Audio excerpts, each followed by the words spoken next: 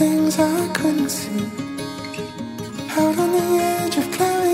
my dearest Bidang, no words can describe how happy I am today. Nadayon na jud ang ato ang dugay na ginaampo kay God. From the day we first met, then nagkauyab, then nagbulag for almost 5 years, then nagkabalikan. I never thought maabot ta ani na day. But I am very sure since the day na nagbalik ta, dili ang jud kita kabuhian.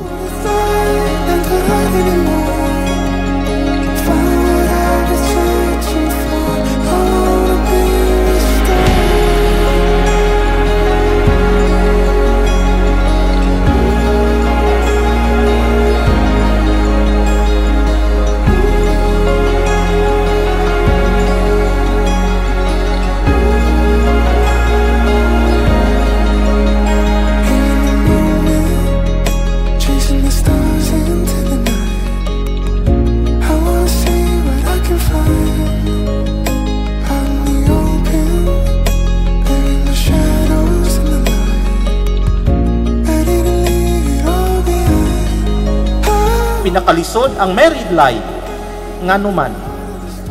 Kaya ang imong lipayon dili imong kaugalingon. Ang imong lipayon ang partner nagihatag kanimo sa Ginoo. Meaning, ang purpose sa husband is to make his wife happy, and the purpose of the wife is to make her husband happy. Dili selfish ang motive sa married life. Or else, kung selfish ang motive, dili magdugay ang married life. Dapat in married life, ang imong hunahunahon ang kalipay sa imong kapikas sa kinabuhi. Ever since, wala jud ko nagkauyab buglain pagka pababalik na mag-college. So, nga to, siya na jud siguro. Siya lang jud siguro.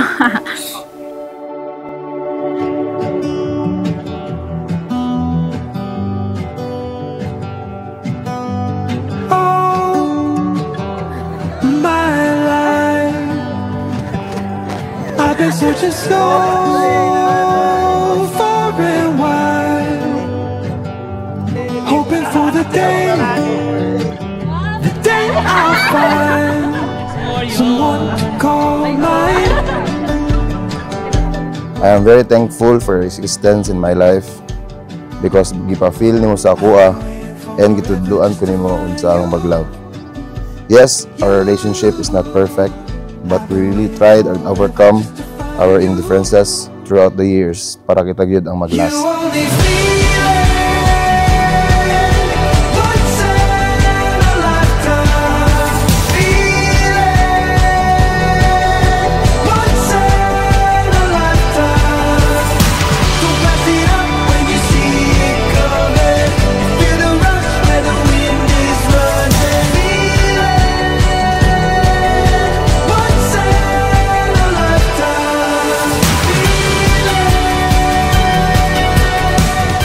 I can't believe I am about to marry my first and only love.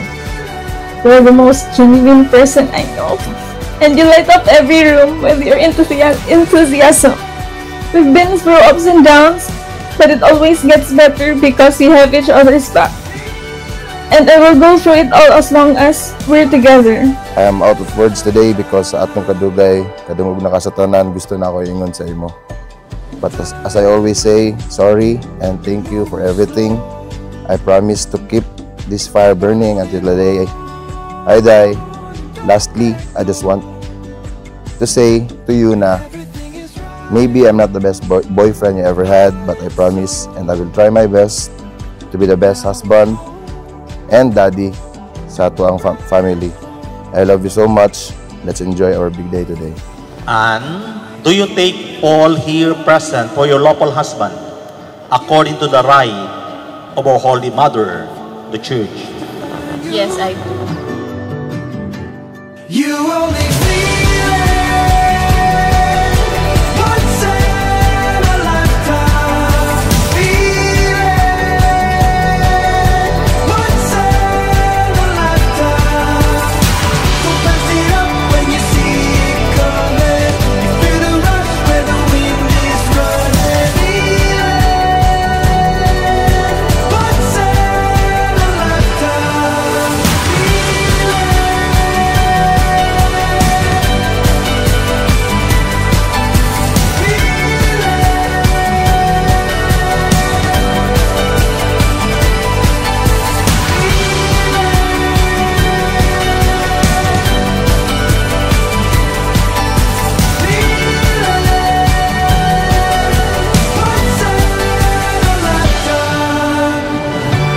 I promise to support your dreams as if it's my own. I promise to stand by you and to love you unconditionally.